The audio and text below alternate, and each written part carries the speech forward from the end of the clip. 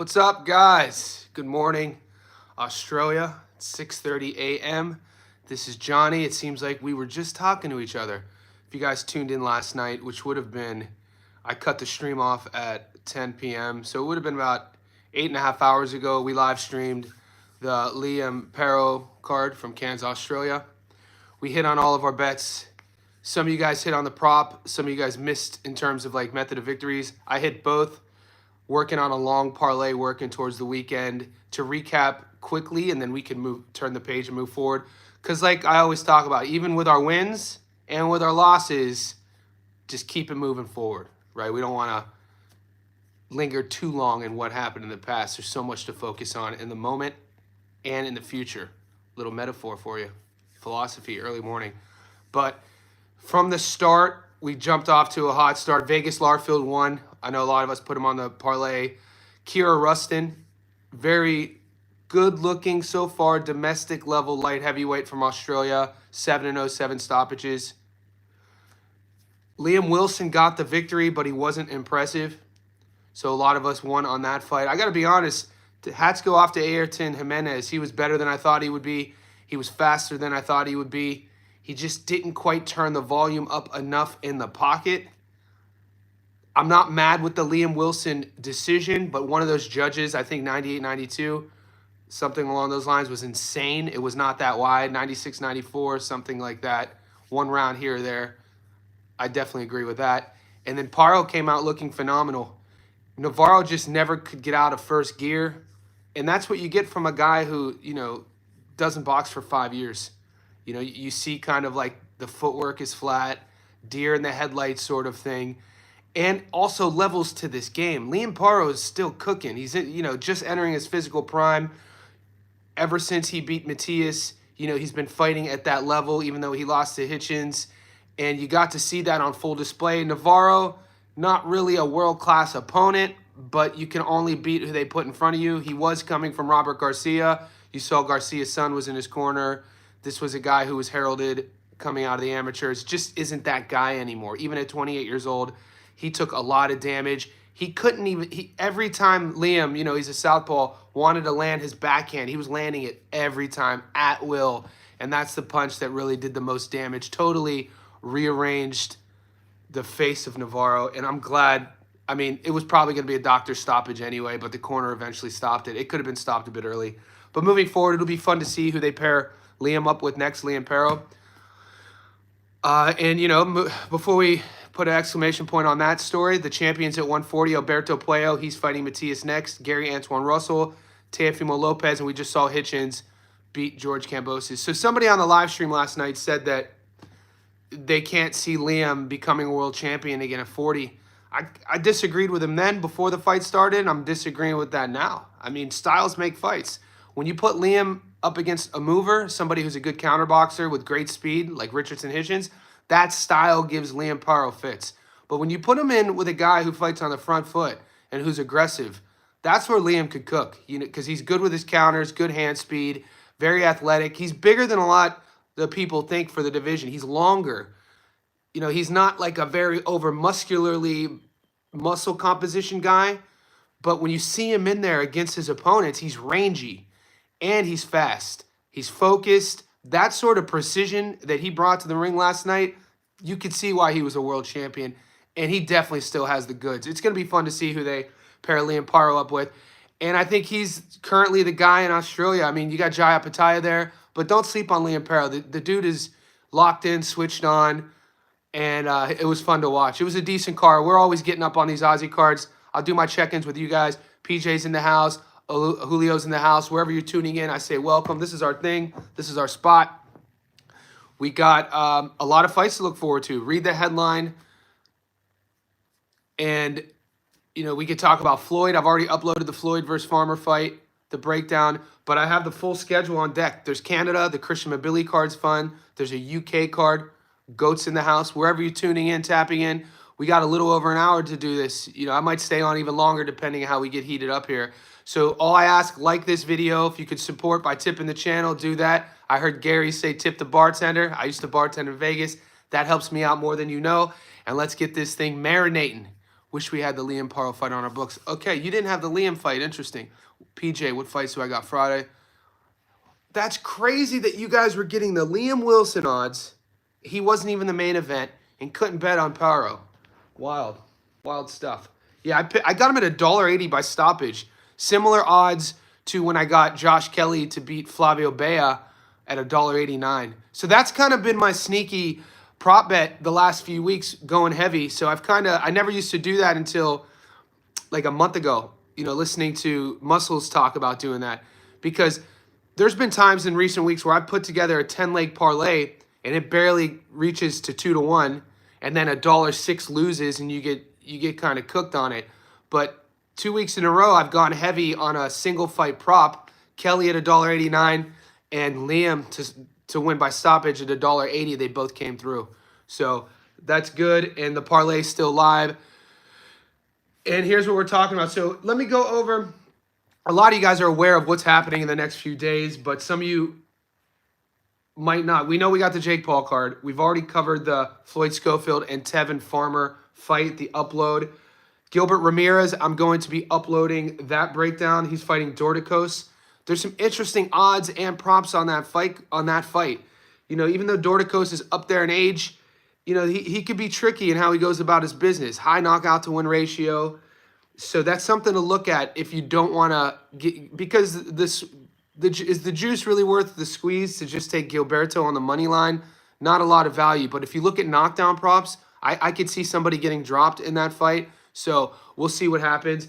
Also, a fight I might cover just because I'm interested in him as a prospect. He doesn't get a lot of pub. He's not mainstream. He's kind of like a domestic American guy. Is Avius Griffin.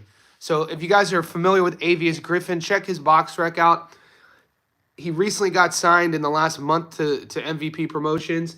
And that's kind of like where I like Jake Paul in the game, is what he's doing for the female fighters and some of these sort of domestic level Americans who have fun fight styles.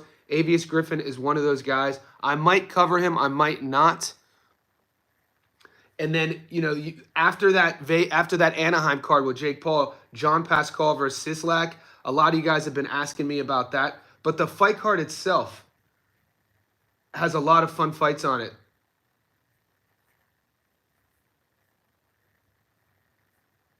The Christian Mbilli fight card. Yeah, I'm not going to cover Holly Holm. I mean, I got love for Holly Holm. People don't realize she was a boxer before she got into the UFC. And I was actually in like the 8th row, UFC 293 in Melbourne, Australia in 2015 when she head kick knocked out Ronda Rousey. I was at that fight, UFC 293. So I got love for Holly Holm. I'm not going to cover it. I'm not going to have time to gamble on it. Muscle Brown in the house. Muscle, we hit our stoppage prop last night. I picked Liam at $1.80 to win by stoppage. I thought that was great value considering the stylistic matchup. And when we hit, we're always, it's always great. But when we lose, we're just sitting there. And guys, I got to be honest, the losses I've been taking have been like dumb, long parlay losses in terms of, $7s, $6s. So going into the weekend, that's an adjustment I'm making. I've already made, and it's already paying off. But if you guys have your computer or your phones out, the Christian Mbilli fight card has some interesting fights with some interesting odds. Even just where the world rankings are, I like what they did with this Mbilli versus Sulecki fight card. So I think there's value there. PJ, what fights am I betting on Friday? You're talking about Deontay Wilder versus Herndon? Yeah, Kingdom Life, exactly. The long parlay is always going to be the cheapest. The long parlay is more about, let's see how many we could squeeze on this and, take a real risk. But low investment, and if it hits, it hits. And, you don't want to put your Christian Aranettas on a heavy parlay. Lesson learned. But the Deontay Wilder versus Terrell Herndon card, if that's what you're referring to, PJ, yeah, Arslan Abek versus Brown. Julio, that's one of the fights I was talking about. Call them fun parlays. There you go. Good looking. There's a lot of fights on Friday. Are you guys getting this BLK Prime still? I didn't even know it was a thing. No offense, no shade. The last I heard about BLK Prime, I think, was the Bud Crawford versus David Avenetian fight. Yeah, I'm not getting right now. I only got props on the money line, but if the props stay the same, Herndon versus Deontay on the money line, I'm not going to mess with it. but knockdown prop, stoppage prop. Herndon is a guy who's athletic. He didn't grow up in the boxing ring, but neither did Deontay. But there's a big difference there. Herndon's more of a American football player, became a boxer, and we know what Deontay brings to the table. Okay, Butler. People have been asking me about that, so let's get to Butler real quick.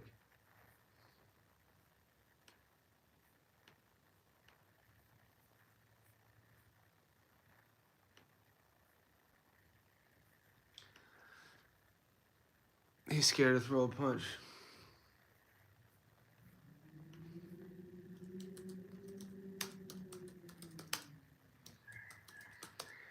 So guys, let's get our. I'm going to box rec real quick, just to keep all of our ducks in the line. Stephen Butler, 35-5. He's only 29, has a lot of fights, 29 knockouts. He's fighting Jose Macias, 29-13. Patrice Volney stopped Butler. No shade there. I'm high on Patrice Volney. I thought Patrice could have got that nod against Ammo. We covered that fight, and I picked Ammo to win, and we won money on Ammo. But I thought Patrice fought well, and he got stopped against Alam Hanaleh.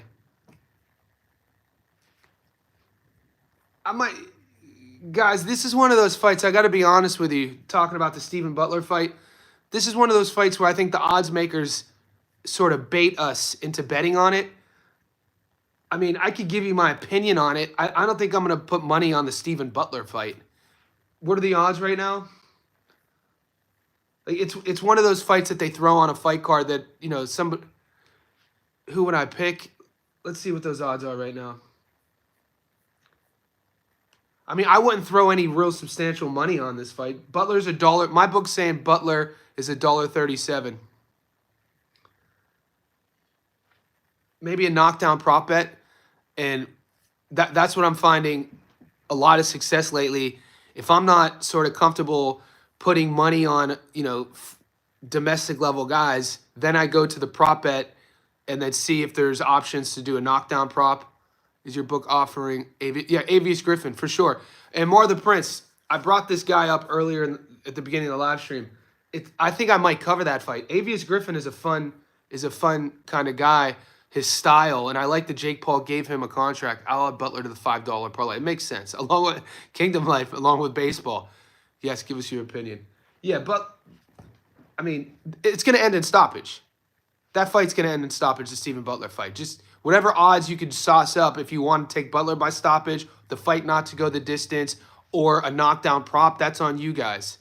You think Rodriguez is going to beat Avius Griffin. It's a fun fight. I haven't talked about Mbilli. Give me 1 second. Yeah, we got the rapid fire coming in. Guys, wherever you're tuning into this, let's like this video. If you haven't subscribed yet, make sure you do that. And let's keep this live stream going. I'm going to go live again one more time today, and I'm uploading my Christian Mbilli versus Sulecki breakdown in a few hours, so stay tuned.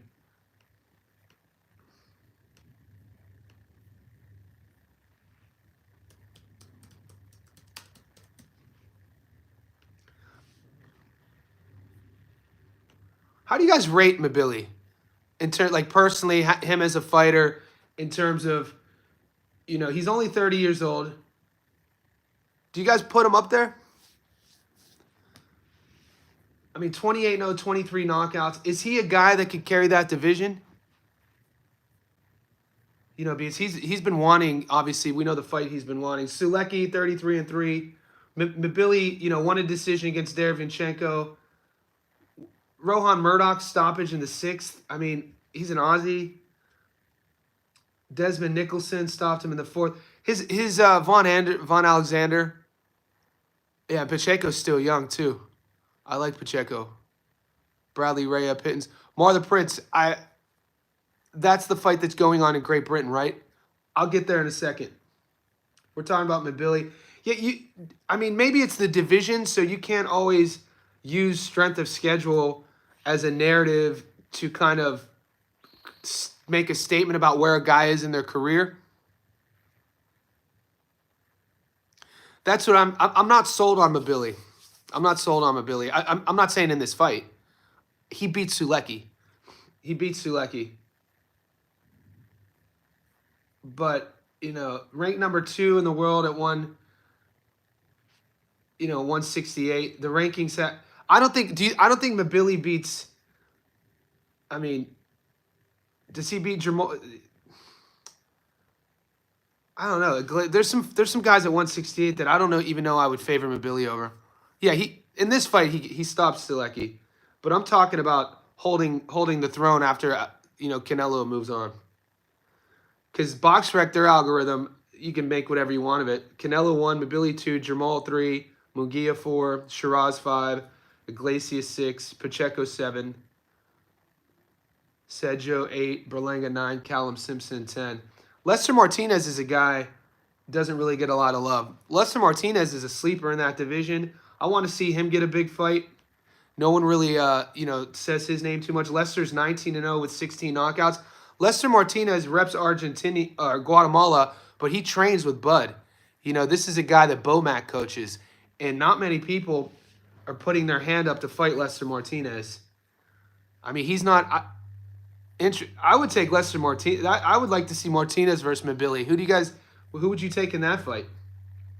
All right, Martinez has a fight coming up in 2 weeks against Pierre de Bombe. That's in Fresno, California. Interesting. That's a guy to keep a name on. That's a name to keep an eye on, is Lester Martinez. I've seen him fight before. He stopped Joshawn James, and that's a guy who stopped another fighter we covered, French boxers.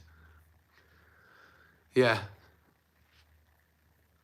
So, back to the schedule. Cameroon, French, bit different. Yeah, the Cameroon French is a bit different than just a French fighter like Bruno. Bruno Sarase is a French fighter. The guy who fought Munguia twice. Little different from the Cameroon French fighters. And Gamasenge, we covered Ngamasenge. I'm pretty sure Ngamasenge was French Cameroon. He's the guy who got stopped, went in undefeated, and then Alam Hanalei stopped him. Prediction on Pascal. Lloyd, I don't know if I'm gonna. It's tough for me because I'm only a one-man show and I got so many fights to cover. For me to devote a whole video to John Pascal, mate, Pascal fought B-Hop in 2008. Yeah, I agree, Jay. My issue with covering fights like the John Pascal fight is it doesn't excite me to put my time and energy. I'll give you my prediction on the fight, but to actually do one of my edited, produced breakdown videos, it doesn't excite me. I'm just being honest with you. There's so many other fights to cover. I'm editing the Christian Mbilli fight. Yeah, Thomas, I talked about that in my breakdown. That Schofield did say that. I am Mar the Prince. Yep, I'm going to post my MMA. A lot of good fights coming up in MMA. So we could let's talk boxing a little bit more, and then we could. Last week we used our second live stream on Thursday, your Wednesday, to talk MMA, but we could do that. Let's go over a little bit more on the long parlay real quick. Like Steven Butler, you guys have been asking me. Oh, thanks, man. So, just hedged the Pascal fight. Yeah, I mean, Steven Butler is going to beat Macias.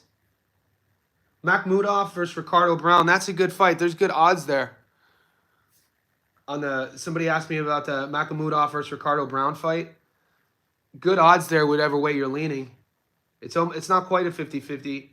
I think Mbilli's going to stop Sulecki. If you get, obviously, stoppage props for Deontay Wilder, we know how that's going to go. Hand History Vault says, don't trust Pascal. Same. A 42-year-old John Pascal is not going on my parlay. I'm not doing a prediction video on John Pascal. Tomas, I had no idea I could bet using crypto. You can do anything using crypto. I don't know about you guys, but my sports book has opened up so many fights now. Avius Griffin. This is a guy I brought up earlier.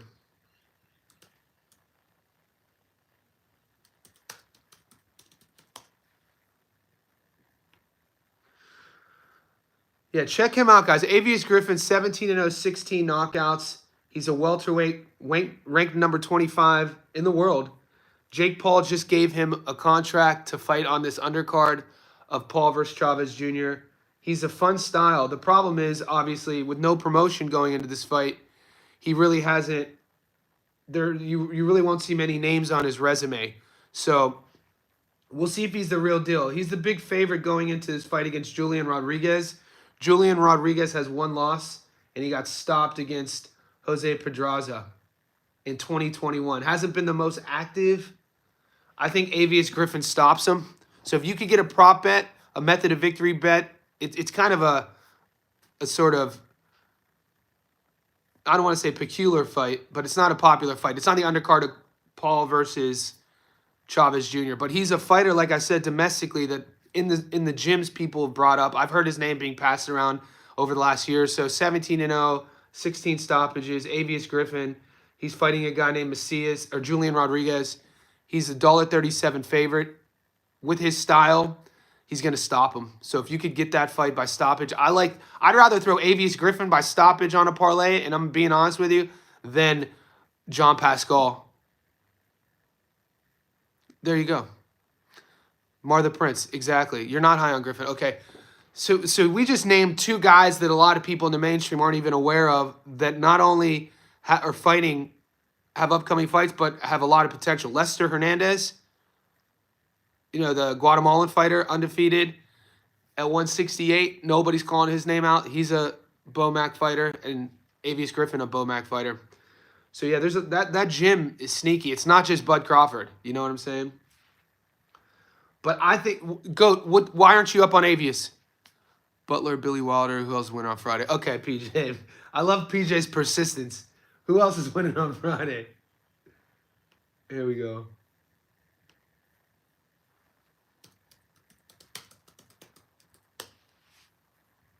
Building that long parlay up.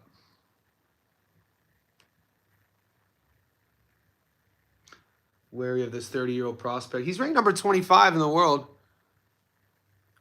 Yeah, the Zerto fight's going to be fun. Dorticos is going to be there, guys. Even though Dorticos is up there in age, I'm not saying I'm going to pick Dorticos or, like, in my prediction video, tell the bettors, tell the gamblers to bet on him.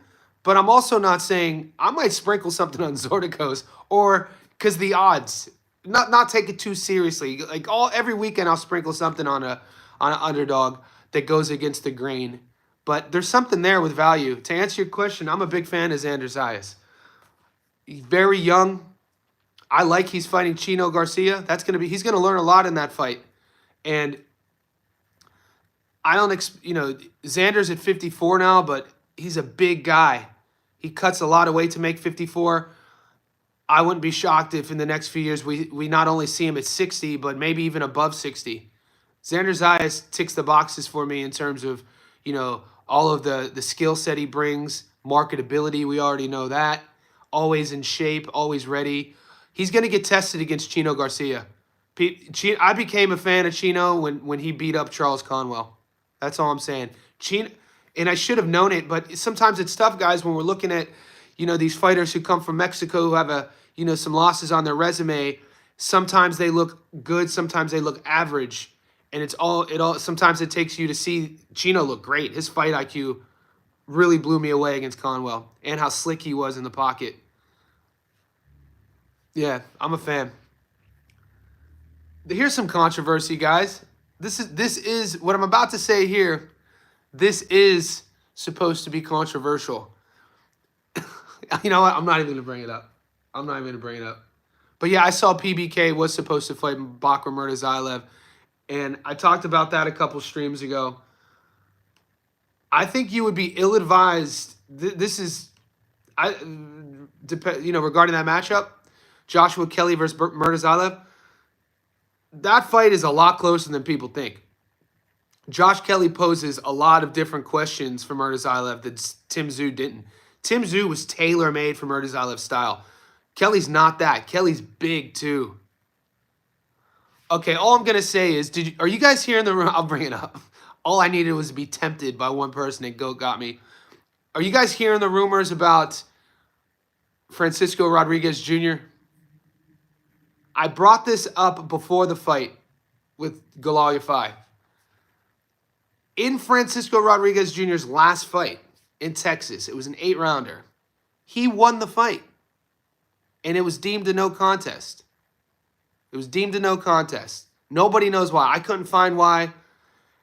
And then the rumors are going. And hey, when I watched Francisco Rodriguez, when I watched that entire fight, I didn't say it, but I was thinking to myself, holy shit, dude, this guy's pace is insane. This guy's, in terms of what he looked like in his last few fights, people were saying that, yeah, and when you understand performance enhancing drugs, PEDs, it's not like, Arnold Schwarzenegger anabolic steroid PEDs.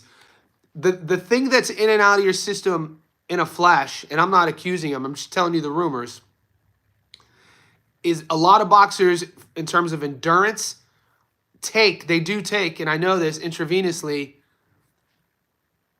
the same thing that Lance Armstrong and the cyclists take, EPO, epinephrine. So EPO is, they consider a blood doping, but you inject it, and it increases recovery time through the blood insanely, and you just have massive cardio.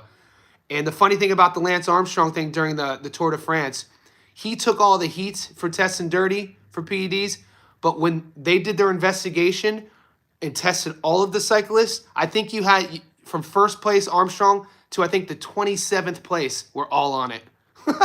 Dirtiest sport.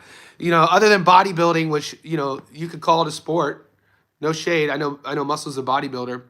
But cycling is a sport that is so dirty. Now, in terms of endurance athletes, boxing, it's a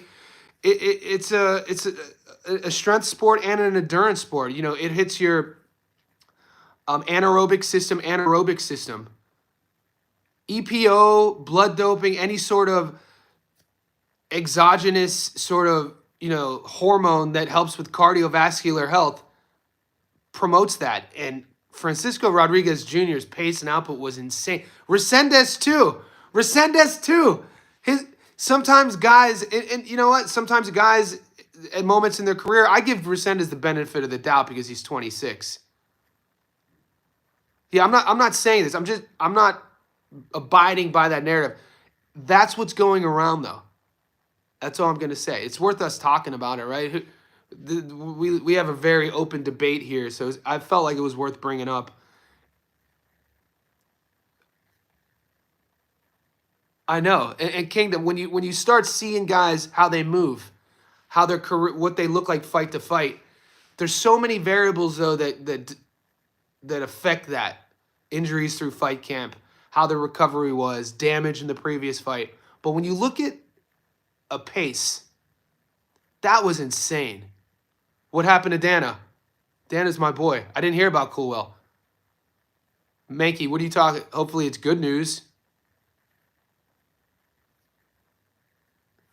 The problem with testing specifically with EPO is because it goes straight to the blood. The half-life, they call it, in your system, super quick. It's hard to test for.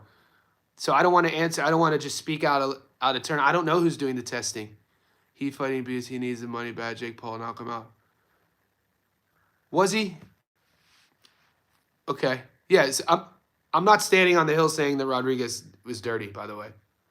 What do you mean check boxing scene about Coolwell?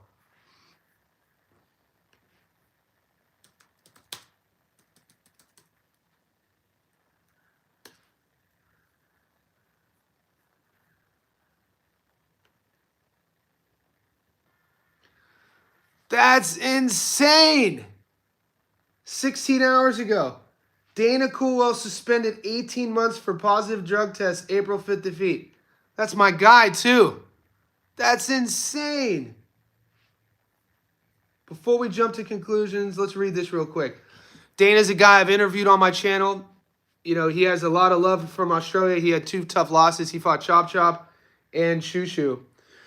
Dana Coolwell's U.S. adventure resulted in back-to-back defeats and now lengthy suspension for a positive drug test. The 26-year-old Australian featherweight was issued 18-month ban following drug testing results surrounding his defeat to Chop Chop, nicknamed for the wrong reasons, when the presence of a banned anabolic agent, oxymethylone. Okay, oxymethylone, though. The 18-month is backdated fight night is banned from fighting in the U.S. until October 4th. Okay.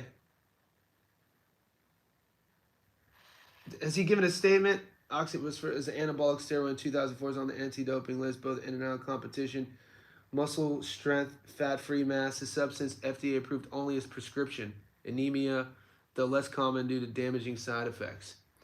Pro Journey. Yeah, I'm interested. We'll see how that plays out because oxymethylone, you could get it as a prescription. I'd be shocked. I'd be shocked if that was done with intent. But like we got a side on the air of caution. It's insane. What's your parlays for Friday? Yeah, I'm gonna post them, PJ. It's funny how the lesser known guys get. Isn't that crazy?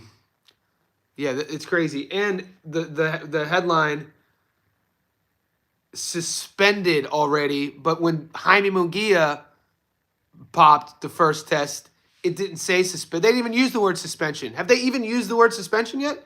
And his B sample came back positive. Coolwell didn't even get a B sample yet. Yeah, Nate, they're all on steroids, bro.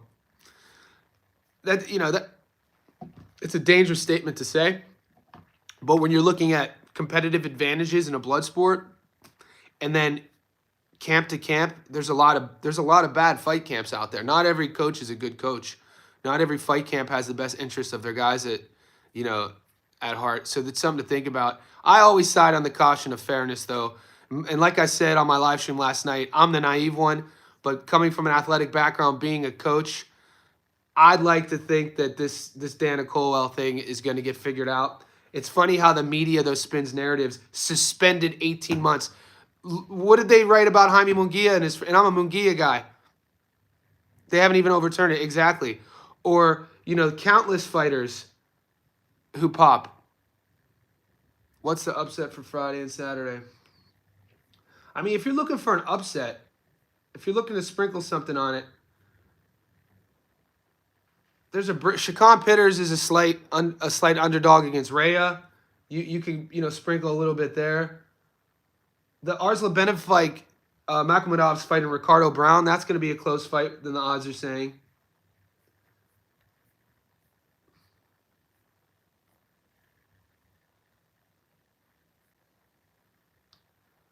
Dorticos is a 6-1 dog. I'm not saying he can beat him because he's kind of up there in age. But, yeah. Dorticos 6-1. I know some of you boys are still riding that 2008 hype train of John Pascal. He's a 3-1. Yeah, so there's money out there on the table. Rest in peace, Haney. Yeah, I see that some of the American boxing sites are trying to promote this Haney versus Brian Norman Jr. fight. I don't think they take that fight. I gotta be honest with you. I don't think Haney's camp takes that fight. It gets them clicks right now. We're talking about it. Some of these clickbait YouTube sites are gonna talk about it. They're gonna get hyped. That's not a 50-50 fight. I disagree. And I'm not throwing shade on Tevin Haney. That's not a 50-50 fight. It isn't. Before Ryan, it might have been. Before all of that fiasco happened with him, I think it might have been. I think I would have even leaned towards Devin. But I don't think now. There's no way. Because the thing you have to... Brian Norman Jr. isn't just a guy who could punch. Brian Norman Jr. has feet. He has hand speed. He could counter. It's not what you think. I'd be shocked if Haney's camp takes that. If anything, maybe Haney fights Stanionis. If Haney wants to go to 47, there's no way Haney walks right in. That'd be dumb for him. The Boxing Voice. This is another. I just heard about the Boxing Voice this weekend. The guy who does that live stream, he didn't even know who Francisco Rodriguez was. He admitted one of his callers asked him about Galal Yafai. He just straight up said, "I never heard of him." I'm like, dude, this is a multi-division world champion who's fought everybody. So I'm not saying I judge that guy because he has, a huge following, but for him to breaking news, I'm not going to listen to that dude. Yeah, he's not taking that fight, mate. Like I said, if anything, if Haney wants to see what 47 feels like, I think Stanionis beats him at 47. Just because Stanionis, for somebody to be not a fan of the smaller weight class is an insane statement, by the way. Like, he doesn't tell me he doesn't confess that. Who's Ness? Yeah, I don't know that, but if he's the guy who hosts the channel, yeah, then that's not a boxing site I mess with. I'm not a fan of smaller fighters. What are you talking about, dude? It's boxing. I did admit Francisco Rodriguez is a beast. I only brought that up because that's what people were saying.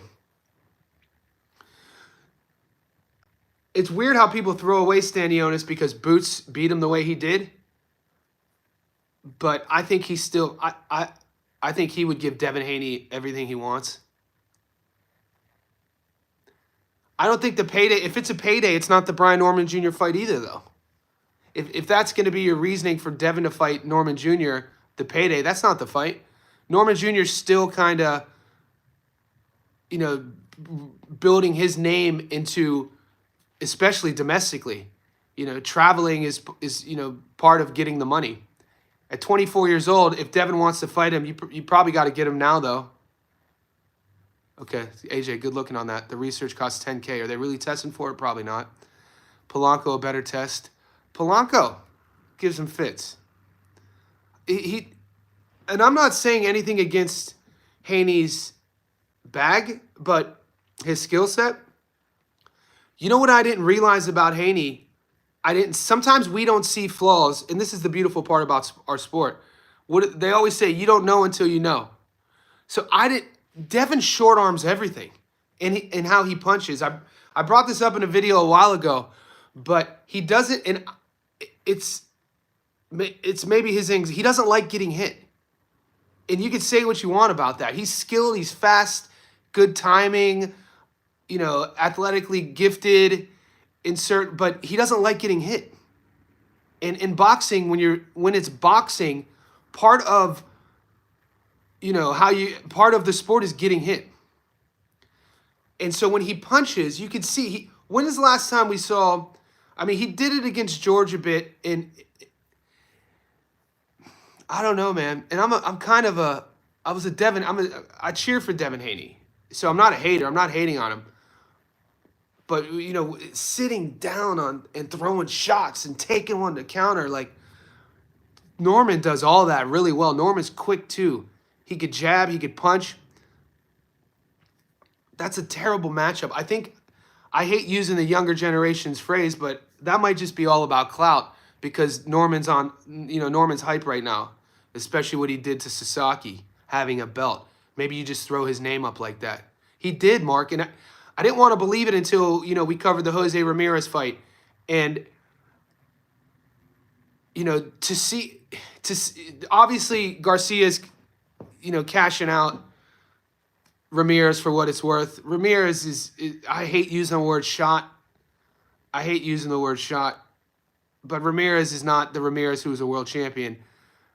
And for Devin to be that weary, you could see the stress in his style. He would get eaten alive against this version of Brian Norman. And that's not even, I would tell that to his face. And I wouldn't even be saying it to make fun of him. Pantoja, Topuria, money line. You know, people always try to bet against Pantoja. That's a great bet because I like both of them in those fights. I also like Joshua Van to beat Brandon Royval too. Hot take. Haney wanting to fight Teo shows us everything. Yeah, I mean, it's interesting to see these guys if they're gonna. And who has of that group? Haney, Teo, Shakur, even though a little bit different. Tank. It's Rolly Romero. It's Rolly Romero who's coming off the biggest win. It's Rolly Romero who might get elevated to champ at 47. You gotta love that story. Probably in modern boxing, a fighter who's done more as an overachiever. Who has overachieved more, and that's a compliment, than Rolly Romero. Amazing.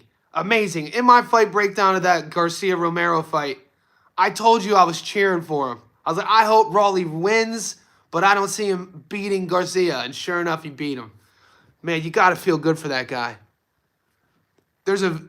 I think if Haney was looking as good as he did against Prograis, he's just not that same guy, GOAT. I don't think we're going to see that guy. Definitely I never thought. I know, Mar. I know. You got to. And GOAT, I don't think he's that guy anymore, man. And he's still young enough, but mentally, you know, being able to plant your feet, it takes something here. Norman destroys him. Yeah. I don't think the last few fights have been feeders, mate. Neil White, I could debate you on that. What are you talking about? People had Cuevas beating Brian Norman Jr.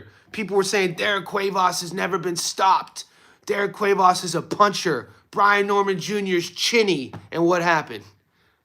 People were talking about on my channel Sasaki. He's not. I told you Sasaki was domestic level. Yeah, he lost to Andy Hiroka, but he was drained. What did Norman do? Norman, those have not been feeder fights, Brian Norman Jr. Liam Paro versus John Navarro, that was a feeder fight. But, you know, just because Cuevas isn't sort of like, and people in the boxing gyms know about Derek Cuevas. People, you know, you were watching some of the YouTube channels before that fight. People were kind of like taking Cuevas as a sexy pick to beat Brian Norman Jr. based on him punching. They said he was going to have the power advantage.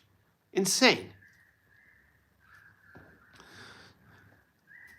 Santillan was winning until he got caught. And when you look at the it was interesting to see the leapfrog approach because his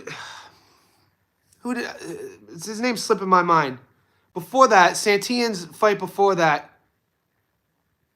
he goes in as a dog. Santillan wins. Santillan fights Norman. Norman was the dog. Norman wins. And ever since then, that sort of leapfrog, because Norman's had to take everything he has. No one's given Brian Norman Jr. anything in his career. So for you to say those were feeder fights, it's a bit disrespectful on what Norman Jr. has accomplished so far. Rocha, yeah, thank you. Chat. The chat always has my back. It's a bit disrespectful based off of how Norman Jr. has been moving as a 24-year-old. Yeah, they are. Brandon Royval is one of my favorite fighters in the UFC. But Joshua Van's, he's more active. He's coming off that stoppage victory. We won a lot of money on him. He fought a really tough guy. His boxing's through the roof. Royval is going to fight Van exactly where he wants to fight him.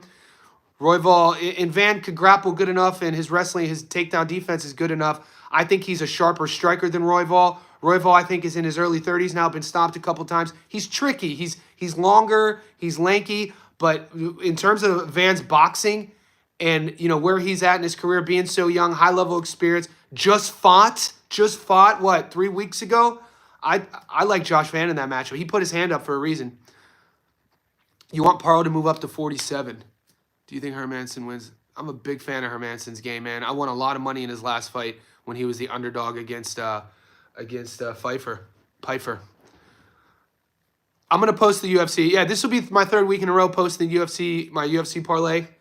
And we've hit both times. Yeah, Polanco, I think a guy who's going to give Norman Jr. problems isn't going to be, you know, being super aggressive on your front foot against Brian Norman Jr. and punching with him in the exchanges isn't really going to be the game plan. I think a guy who's longer, who has a really good jab, who's a bit durable, who can move a bit, and you want to frustrate Brian Norman Jr. You got to take him out of his sort of game plan and see if he can make adjustments. At 24 years old, you got to test that fight IQ. You got to make the 24-year-old champion in the fight, make adjustments. And that's not just being durable. You know, getting cracked and getting dropped and getting up. That's not the type of adjustment I mean. I mean, you know, going back to the corner, losing rounds, middle of the fight, questioning the game plan, seeing if he could tap into like a plan B or C. I think that's the type of guy. Mar the Prince. Karen Shukajin would give Brian Norman Jr. problems. That's a great, that matchup, that sort of guy. That sort of guy would give Brian Norman Jr. problems. But, you know, think about the tailor-made matchups for Norman Jr. are kind of like think of how Stanionis tried to fight Ennis. It's kind of like how Sasaki tried to fight Norman Jr. Norman Jr. would walk right through that style. But a guy like Shukachin, who's crafty, who's durable, who can move a bit, that'd be interesting to watch. That's what we want to see as fight fans, is him level up with those opponents. I'm not saying he'd lose to Karen, but it would be interesting to see. You want to see drug testing, blood and urine. Walter Herndon, not good. Yeah, that's a lock. Wilder Hernan, that's a lock. Somebody, I'm gonna pull up we're 45 minutes in. Let's keep the box. I'm gonna pull up the UFC odds real quick because you guys have been throwing these at me. My boy's fighting in the PFL. So one of my guys is Dalton Rasta. He's fighting in the PFL. It's a rematch against Aaron Jeffries. He lost the first fight a couple years ago. Rasta's really leveled up since then. I'm definitely taking him. I think it's even money.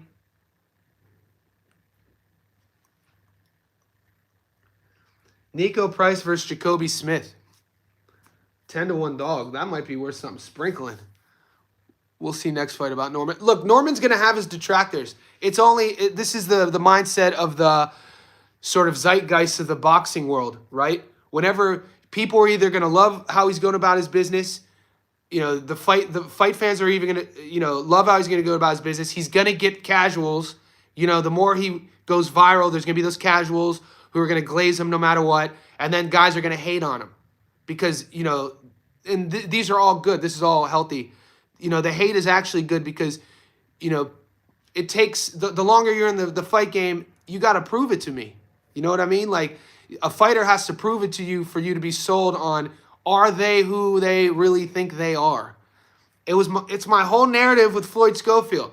I do not think Floyd Schofield is who he thinks he is. He has to prove it to me. I think Brian Norman Jr. is who he is. He's proved it to me. So that's my whole thing. Hopefully that makes sense. Guys, Terrence McKinney's fighting versus Boris Klaus. That's a fun fight. Slava Klaus. They were missing Big Robert. Yeah, I mean, he's not... Are you talking about Navarro? I mean, I don't see... If that's who can't win on the cards, robbery. Schofield can't win. Are you saying Farmer can't win on the cards? Because everything I'm hearing in History Vault, people are expecting Schofield to get a decision no matter what because the A side. I don't agree with that. PJ. I don't agree just because Schofield's the A side, he's going to get, even if he loses every round, he's going to get the nod. I don't know. Yeah, Jesus. I'm on that side. So Schofield can't win on. Why am I here? Hey, chat, are you guys agreeing with History Vault? He's saying that Schofield can't win on the cards. I'm seeing a lot of people disagree because a lot of people, based on Farmer getting kind of clipped, with close decisions, they're saying that no matter what, Schofield's going to get the nod based on, the Golden Boy promotions, 22, the marketability. But, I picked Tevin to... I think it's a masterclass. I think he outboxes him. The Farmer... Yeah, okay, same. Tevin almost got second. I mean, Schofield's going to be knocked down. Macias by now. Here we go. You guys are flowing now. Jesus, because... The big fight was for Jonathan, but, there's a lot of fighters in that fight camp, and the flight to Australia is brutal. Guys, 48 minutes in. Let's like this video. We're floating between 50 and 65 people on the live. 22 you guys have liked it, so hopefully a lot of you are unaware that you haven't hit the thumbs up. I got to tell you guys all the time. Clean your room. But, Hermansson's an underdog against RoboCop. That's an interesting matchup. All right, guys, let me give PJ a minute here. PJ is a loyal subscriber. Boxing heads, be patient. I'm going to give PJ 1 minute for the UFC rundown, and then I'll post these because there's a lot of 50-50 fights. Janata Denise, money line. I would go the McKinney versus Borshev fight, not to go the distance.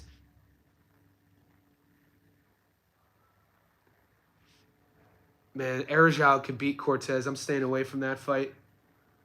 Hyder Emil's an underdog against Delgado. Hyder Emil, really good fighter. I'm going to stay away from that fight. I would, Hermansson versus Rodriguez, I'd go not to go the distance. Because Jack's a good grappler. We know RoboCop, always goes for the knockout. He's good on the ground. I like it not to go the distance. Felipe Lima, for however much hype Peyton Talbot had, Felipe Lima has that and more, and I think Lima stops him. But if you want to be safe, take Lima on the money line. Benny Dariush versus Money Moicano. That's a fun fight.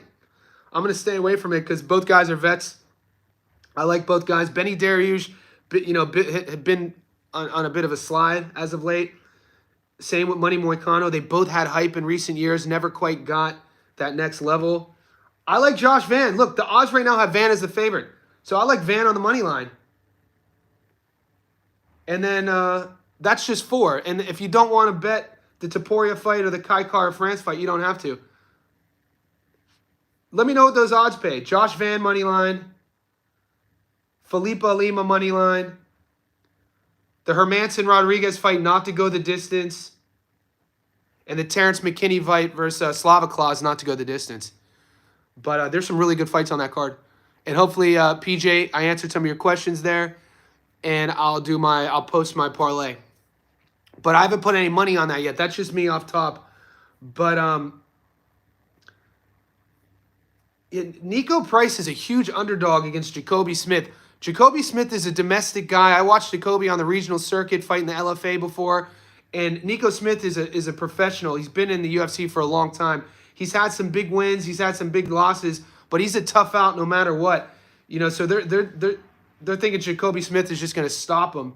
I need to look a little bit into that. I'm surprised that those odds are that insane, that a guy like Nico Price is that big of a dog against Jacoby Smith. Probably they're questioning Price's durability, but we've seen him win. He's one of those guys that really always every fight comes in as the underdog, and we've seen him upset the odds before. I'm going to keep my eye on that one. Could I repeat those picks? So the 4 fights I really like. The Terrence McKinney versus Slava Claus fight not to go the distance. The Hermanson versus RoboCop fight not to go the distance. I like Joshua Van to beat Royval. And then Felipe Lima to beat Talbot. And we talked about this on the live stream about how the UFC has this penchant for sort of taking hot, talented young prospects and just throwing them to the meat grinder. Because this is something we do really well in boxing is, there's systems in place because the sport's so old to guide fighters along in their career. And that's an important part of a fighter's trajectory. In the UFC, they don't have that. They'll take a young guy who's really hype, has a lot of potential, and throw him in there real quick. There's a lot of parity in the UFC these days. 10 years ago, it wasn't always the case. It was a lot easier 10 years ago for me to win money on the UFC because there were a lot of one-sided opponents, and it was easier to see who was better. There were a lot of one-trick ponies then. This guy's just a striker. This guy's just a grappler. This is what's going to happen. He's going to take him down, and this guy won't be able to get off of his back. That fight's going to... Nowadays, because a lot of these fighters have a good, well-rounded game, and it's this newer generation of MMA fighters where they're learning MMA, not just Muay Thai, not just boxing, not just jiu-jitsu. The matchups are much more intriguing. Yeah, there's some great fights on the card. There's some good fighters, too. Even that Tracy Cortez fight versus Arajal. Vivian Arajal, she could win that fight. She's a really good fighter. That fight is Saturday night, you guys. Sunday, my time. So, guys, we're approaching an hour here. We got a lot of fights coming up. I'm going to upload the Christian Mbilli breakdown analysis today. I'm also going to go live one more time because, there's a lot of interest on this UFC card. There's a lot of interest. We got fights in Canada. We got fights in the States. There's prelim fights going on. People have been asking me about the GB Promotions fight card in the UK. There's a lot of work to do. I'm going to keep this live going for a little bit longer, and I'm going to message Dana Coolwell's coach, Hinterland Boxing, because we're linked on social media. And I could text Dana, but I don't want to overstep my boundaries and be like, hey, mate, do you see what's going on? Or did you really test? But maybe I could set up an interview with him and get his side of the story, actually. That might be a good idea. We'll see what happens. I'll keep you posted. Shout out to whoever told me to read that. For some reason, I never see your second live. Do you ever mix UFC and boxing together? I haven't done that more. Maybe it's worth the risk.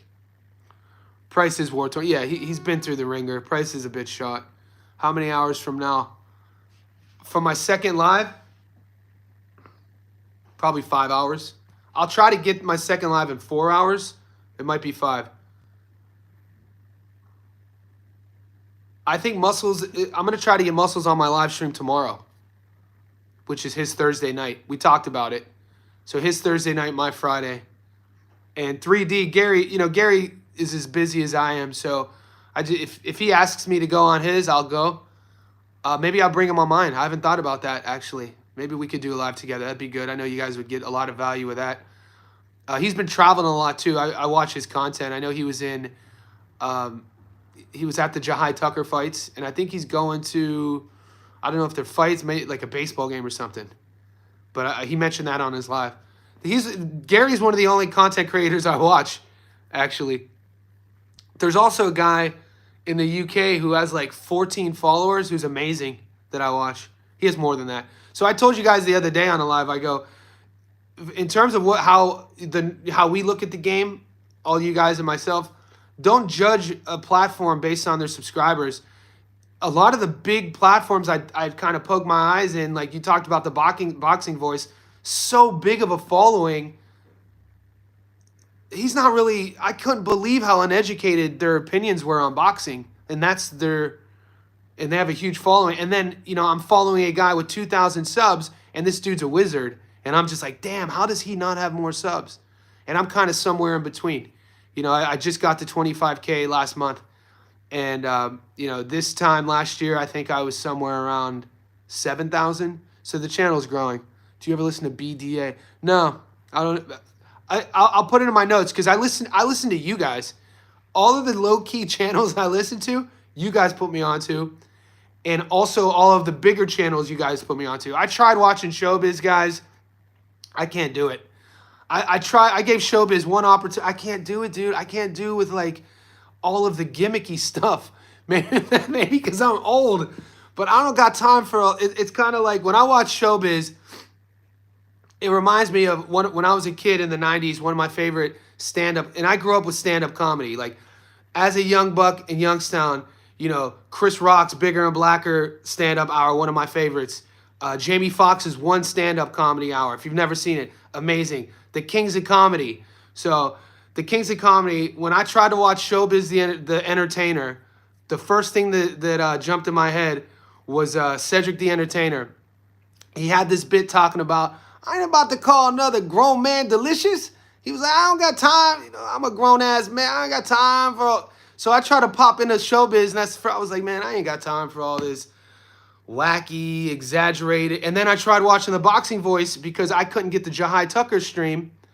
And I'm trying to watch the Boxing Voice, and these dudes don't even know who Francisco Rodriguez Jr. is. The dude couldn't even pronounce Nonito Donaire's name. And I'm like, what the...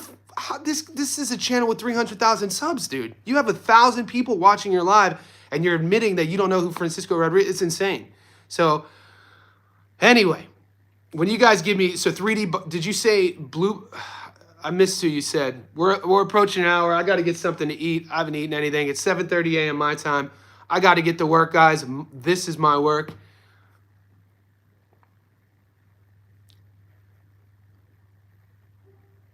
So, Skeezy in the house. You were up late with me last night on the live stream. Wherever you are, whenever you catch us, like this video. If you haven't already subscribed, please do that for me. I'm going to be uploading the Mbilli breakdown, and I'm going to be going live in about 4 to 5 hours again. I salute. Bill Haney's in the house.